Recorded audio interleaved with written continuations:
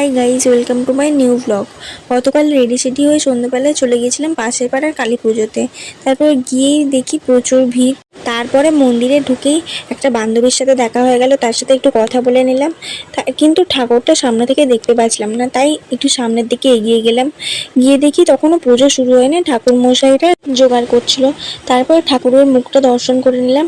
ঠাকুরের মুখটা যেন আজ কি সুন্দর লাগছিল, জল জল করছিল পুরো। তারপর আমরা বাইরে চলে গেলাম, আর বন্ধুটা আমাদের আইসক্রিম এনে দিল।